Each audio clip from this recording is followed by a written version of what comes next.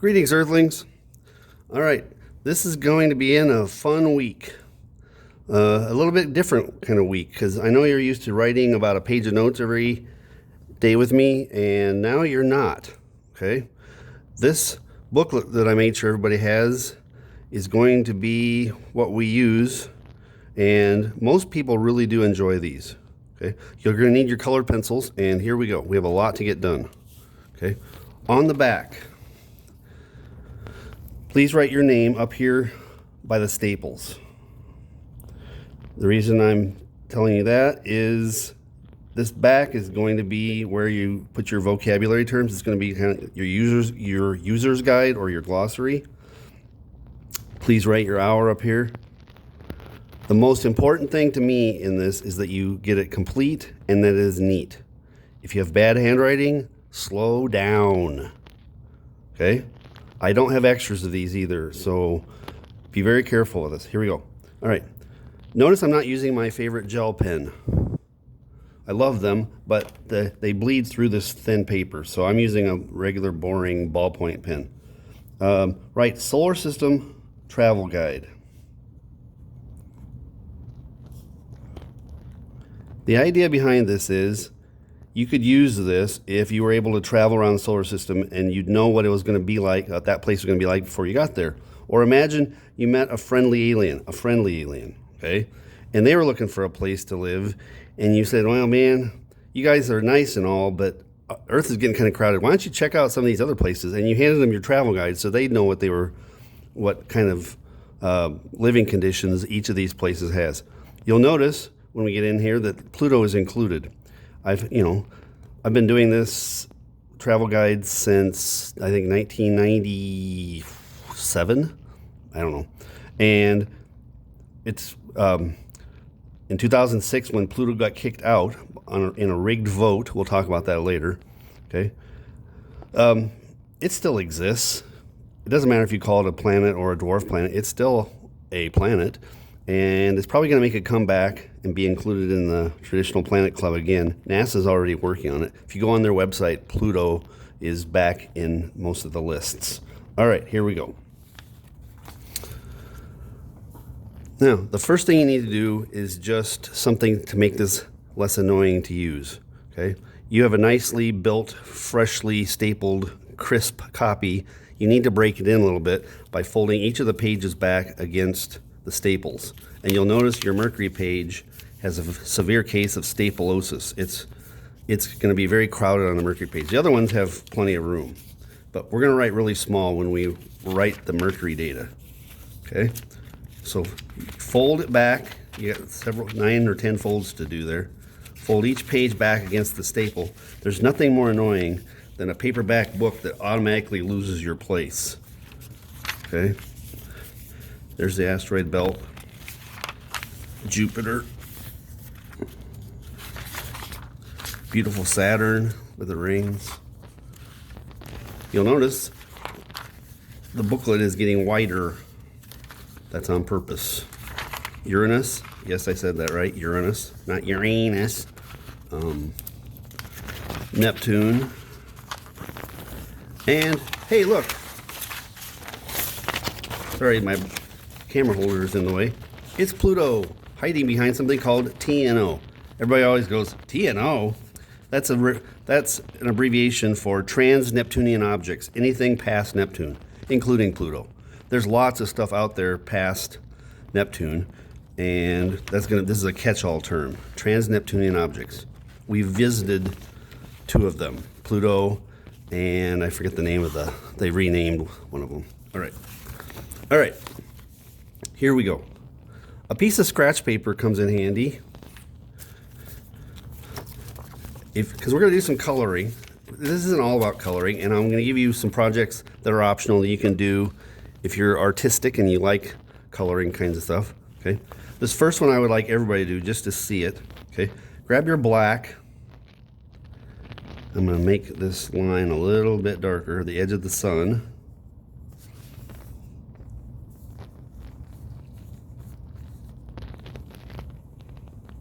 And then what I need you to do with the scratch paper is color in the space light black or dark gray. You can still read the sun through there. The reason the scratch paper is there is I can do this. I can go right off the edge of the paper, and I don't hit the other pages, and it's just easier and faster. This isn't busy work. I'm not trying to waste your time. Okay, this makes these pages pop when you have some black space. They look okay on white, but they look way better black. All right, now grab your yellow, and remember the sun is a yellow dwarf. That's its classification. It's a big dwarf. Okay, the yellow is a way of knowing how hot it is. It's about 10,000 degrees on the surface. That's why it's yellow. Warm up the sun and you would change its color. It would get whiter. Cool it down, it would get redder. If the sun cooled down a little bit, it'd be more orangey. And we'd die. So let's not. Okay. All right. Coloring, coloring, coloring, watching out for the hole punch. I don't want to rip it.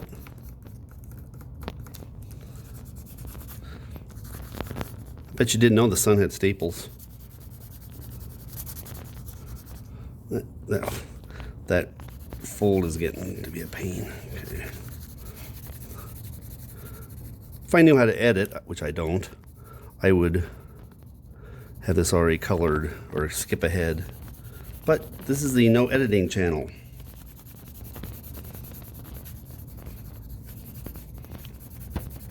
Brought to you by COVID. All right, turning it sideways so I can get this finished. All right, just for the fun of it, this will sound like Bob Ross. We're gonna draw a happy little sunspot. Okay, I'm just gonna pick one. They're usually roundish, but seen from the edge like this one will be, because we're looking toward the edge of the sun. I'm gonna make it dark and a little bit of gray edge like that. Call that good. If you want to be fancy dancy, make it a little bit darker on the edge for limb darkening.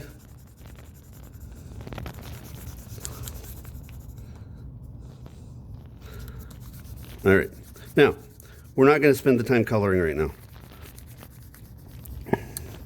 I'll be able to show you pictures and then give you the option of doing those on your own. All right. Now, turn the Solar System Travel Guide over for your first definition or your first term, okay? Most people know what diameter means,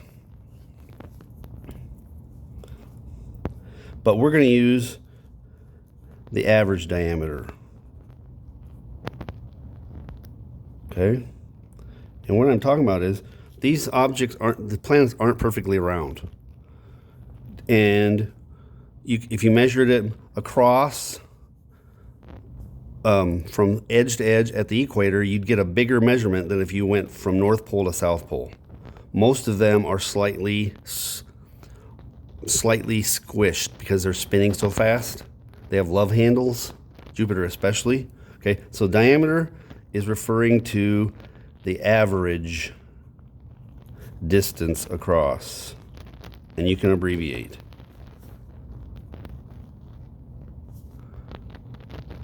And I'm just making a little thing. It's probably like this.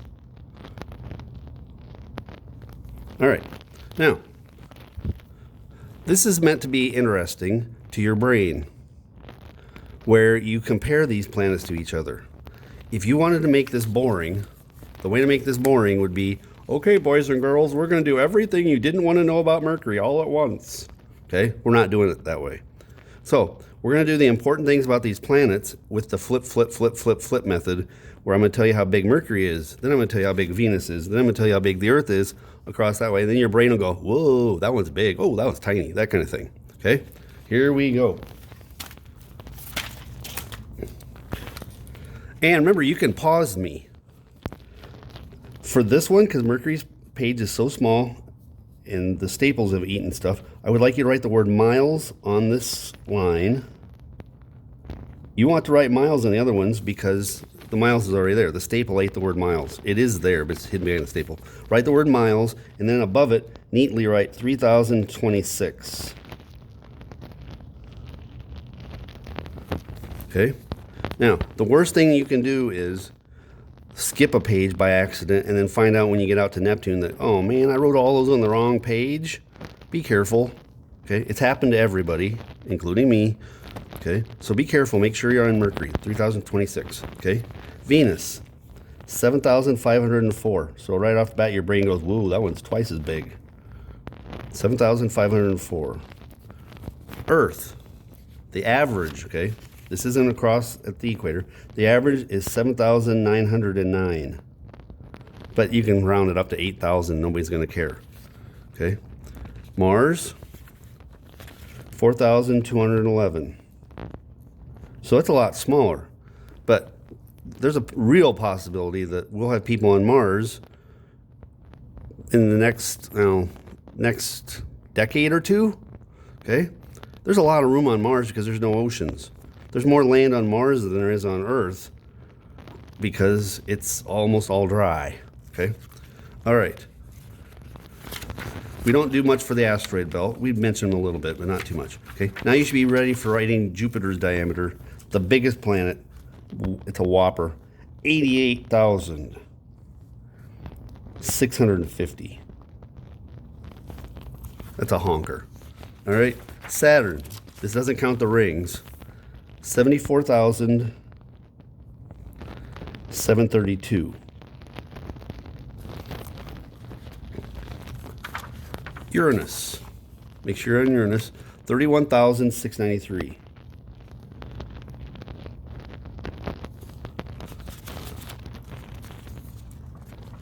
Neptune. 30,000, almost the same. 30,707. And Pluto, tiny Pluto, 1,473. Had we known how small it was when we found it, it probably would have never been allowed in the Planet Club. Okay? But it's quite shiny, and that made them think it was bigger than it is. All right. Now, next. We're not going to do these all in order, but right now we're doing them in order. We're going to do average distance from the sun. And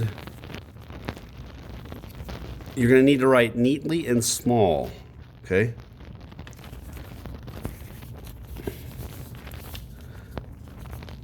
On the Mercury page, you cannot use this second line. Do not use this line. You're going to see why in a little bit, okay?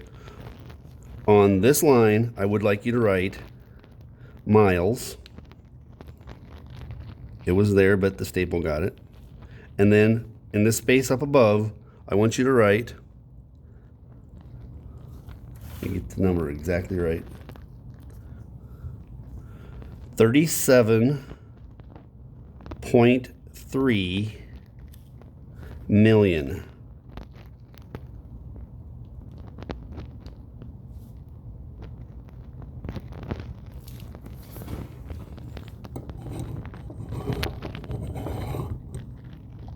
$37.3 million miles.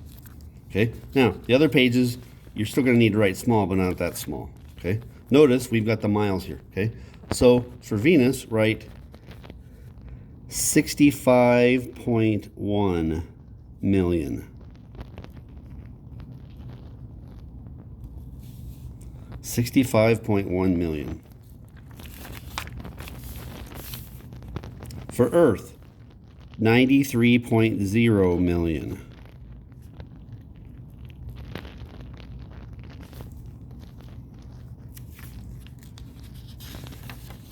For Mars, 139.5 million.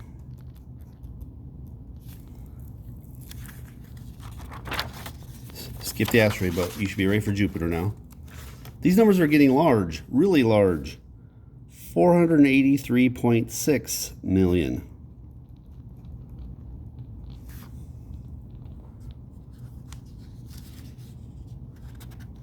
Okay, almost doubling again. 892.8 million. Now, hopefully, you can see what's going to happen next. We're already up into 892 million. Okay. What comes after the millions? Generally, you would go into the billions, but we're going to do something different to make this easier on your brain. Okay. We're going to keep these all in terms of million. Okay. Write it this way. This is the way the Europeans do it too. For whatever reason, they don't use the word billion. Okay. So for Uranus, write 1,785.6 million. 1,000 million is the same as a billion. Okay. So we're keeping these all in terms of millions of miles. Okay. It's easier on your brain. Neptune, 2,790 million.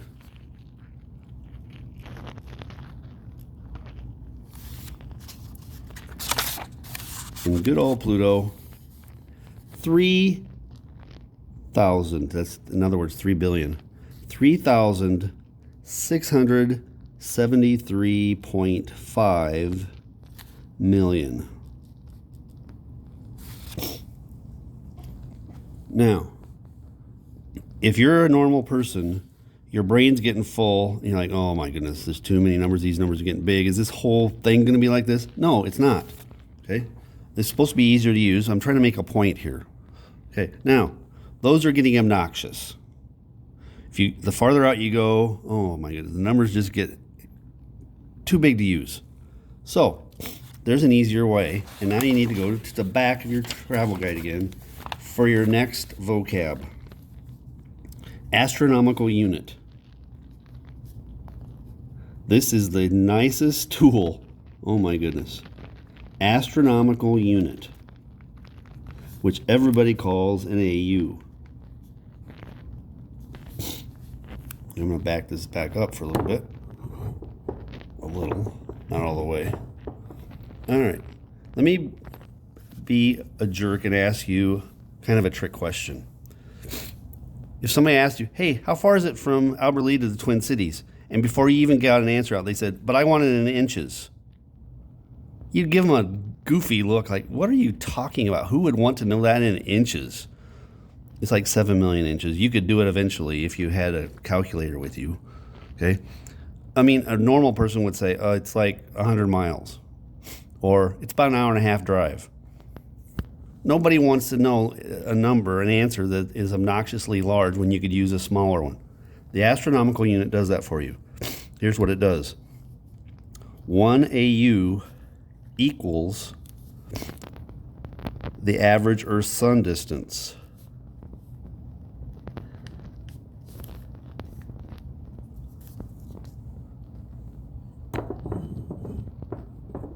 My allergies kicked in. 1 AU equals the average Earth-Sun distance. 1 AU equals 93 million miles. I'll show you how useful that is now. You write that, and I'm going to get ready to turn the page. All right, go to Mercury. Now you're going to see why I wouldn't let you use that line. For Mercury, write 0.4. Make sure you get the decimal in there. 0.4 AU. You don't have to write AUs on any of the other ones. Okay, I'm going to bring this back down. 0.4 AU. What that means is, if somebody said, hey, how far away is Mercury from the sun? Oh, it's 40% of the Earth distance. Oh, that's easy. Okay. Hey, how far away is Venus from the sun? 0.7 AUs. In other words, it's 70% of the Earth-Sun distance from the sun, or it's 30% closer than the Earth is. Okay? Now, if you're getting it, how far is the Earth in Earth-Sun distances? 1.0. Hey, how far is it to Mars? Oh, it's 1.5 times farther from the sun than we are. 1.5. Isn't that a handy use? That is awesome. If you want to check me out, check this out. Watch. Take 1.5 in a calculator times 93 million. It'll spit out 139.5 million. That is such a useful tool. All right. Jupiter, 5.2. It's 5.2 times farther from the sun on average than the Earth is. Saturn, 9.6. Basically, you can call it 10.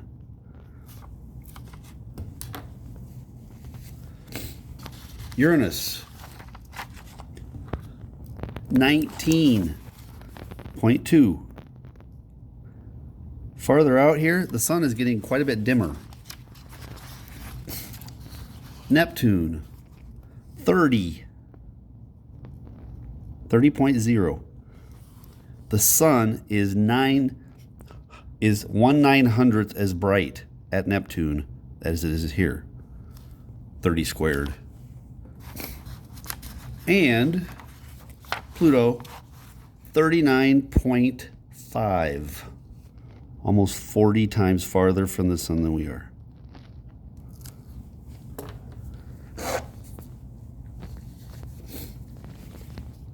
All right, we're already at 21 minutes, so I'm going to give you some stuff you can do on your own for the fun of it, okay? I would recommend that you outline each planet with black, and that I'll show you. I stole this idea from one of my students years and years and years ago. See what this looks like? Pull it up. With the pages black, but they didn't do the whole page. Watch what they did. Isn't that cool? It looks like black space when the booklets are closed, and they did it like that. I thought that was the coolest idea, and I've stolen it, okay? Here's Earth, here's Mars, Jupiter. Look at how a little black border all the way around it looks way better than against white. You don't have to do that, okay? But if you are artistic, go for it. I want everybody to color black in the little gaps between the rings of Saturn and the planet. Those should be black for everybody. But then see what we did for the page? Just like that. Okay? This is an old beta one. This is, boy, I wonder if this might be as old as your parents. I don't know. I've had this a long time. There's Uranus with its rings, crazy rings that go up and down. Neptune. And Pluto. All right. 22 minutes. Anything else I want to do real quickly? Let's see. We're going to call that good for the day. Okay, you can email me as normal, and